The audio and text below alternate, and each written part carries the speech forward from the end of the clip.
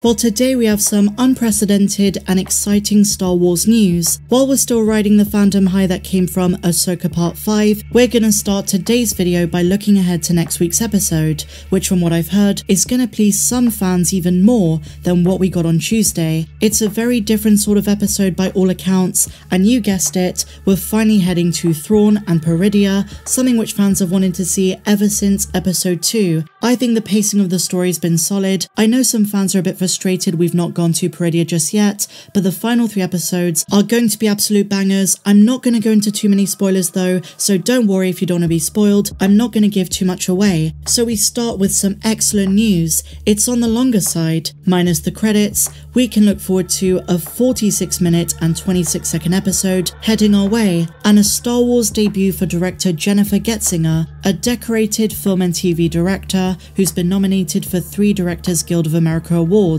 And I've heard there is a big surprise coming, maybe next week or maybe episode 7, that is going to give us a clearer picture of what Dave Filoni and Jon Favreau are trying to build up to as a climactic Mandalorian era event. And I should say what some of the actors teased at Star Wars Celebration, that not everything is as it seems in this show, is going to make itself even more apparent next week. And we're going to begin to comprehend in a massive way how this show ties into Dave Filoni's movie. I've already made a short video about this, but I'm so eager to see the new galaxy and what's in store therein.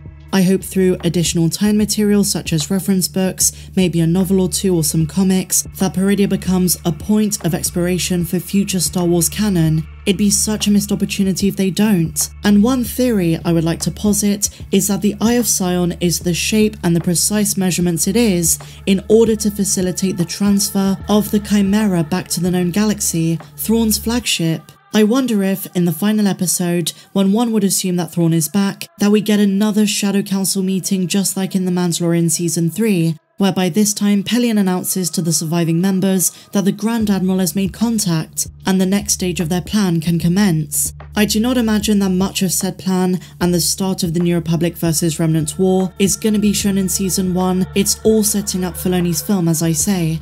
In terms of Anakin Skywalker, I mentioned in my breakdown he is expected to make an appearance again in this show, but I don't think it's in the next episode. They're probably just gonna set that aside for a minute and focus on Ahsoka and Huyang's journey to finding Sabine to bring her home, and we also want to know what Ahsoka's gonna say to Sabine. I kind of get the impression after a transformation, when she picked up the Broken Star map, she understands that Sabine put Ezra first, so I think we're gonna see a more compassionate Ahsoka. She is a changed character since finishing her training by seeing Anakin, choosing to move on.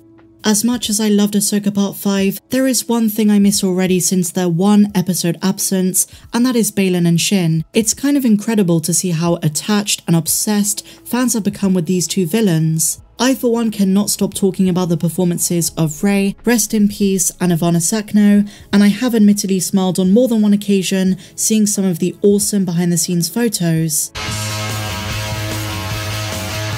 While a lot of attention's been paid to Baylan, who as I've said before is not really a true villain, I also believe and keep my fingers crossed that we're gonna learn some more about Shin too. Some fans noticed green crystal in her Padawan braid, which could connect her to Night Sister magic. Bear in mind that Marok was an Inquisitor brought back to life thanks to Morgan Elsbeth using that same magic, before then being killed by Ahsoka Tano. But there might be a connection with Shin as well. As a character, and I know this is going to sound strange at first, but bear with me, she reminds me quite a lot of Maul, but before he came back to life, so during the Phantom Menace. I mean, when you really think about it, the parallels are there.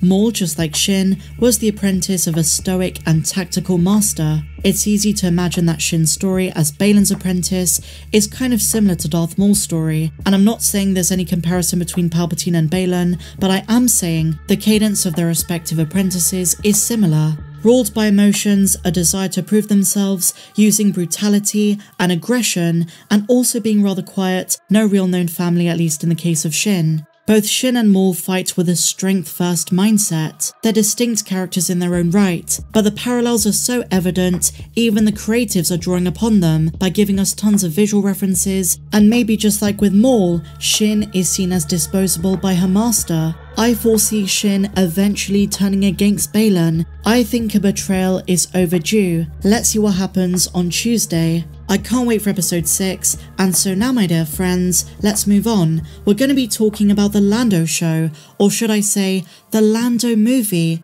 Stephen Glover, who was confirmed to be working on it along with his brother Donald, has now said the latest that he's heard before the strikes is that it's going to be a film instead of a TV series for Disney+.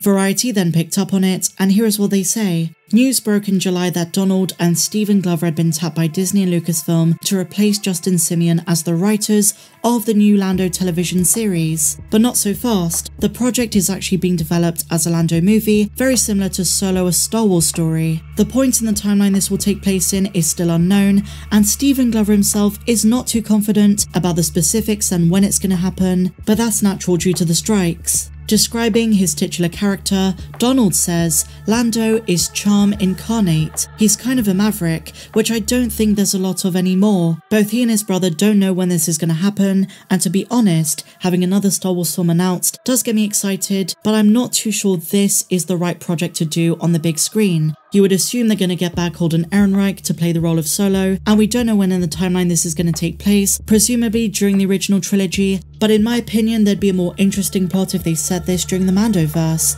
Lando was huge in the expanded universe, not just in Zahn's trilogy but also in Time Material, the Jedi Prince series. He plays a pivotal role post Return of the Jedi. So there you go. Lando is going to be a film. So now we have 4 in the slate. The Rey movie, Dave Filoni's film, James Mangold's film, and now this. Lando, I guess, a Star Wars story. Awesome. Is Lucasfilm making a mistake? The same mistake they made with Solo. I can't see this being a box office hit. As phenomenal as Donald Glover is there enough story with the character of Lando to warrant his own film? In other Star Wars movie news, Taika Waititi jokes that he will never finish his Star Wars script. What a surprise. I know there are lots of contributing factors like his schedule and the strikes, but can we be completely honest here? Was anyone really genuinely excited about his project? From what we've heard, all of the things he said, it just doesn't sound as though he's the right fit for Star Wars for a Star Wars movie, and that's just my opinion. Every time he talks about it, he just doesn't seem to care. Just his overall approach and attitude. And now thanks to the strikes, I don't see this film happening anytime soon. Bear in mind at Star Wars Celebration, they didn't even mention this. Kathleen Kennedy touched upon it, but it wasn't announced as part of the big ones, and now Taika himself is casting doubt on if he's ever going to get this script finished. Here is the quote courtesy of bestspinbulletin.com, and this is Taika speaking at the Toronto International Film Festival. He starts by talking about Sean Levy. Here's what he said. Once he's had his way with that Deadpool franchise, like a cruel and indiscriminate virus, he'll move on to another and another and another, and then eventually probably Star Wars, and unlike me, there's hope he actually manages to finish the script for that. So Taika is making light of what a lot of fans have been saying. I don't think fans are as excited for this one as they are what Dave Filoni's now doing with Star Wars. And so just to finish off, my dear friends, we have some awesome character posters of Anakin, Ahsoka Tano, young Ahsoka, Ariana Greenblatt, and finally Captain Rex. Our first look at Captain Rex in live action came in the form of Ahsoka Part 5. We saw both Phase 1 and Phase 2 Rex, and here he's looking stunning. I'm loving these posters every time they're released. Let me know your thoughts in the comments down below. What do you think? How excited are you for Ahsoka Episode 6? What are your theories and predictions? We will be talking more about it later in the week. If you enjoyed this video, please be sure to give me a big fat thumbs up, subscribe if you're new, and I'll see you in the next video. May the Force be with you, always.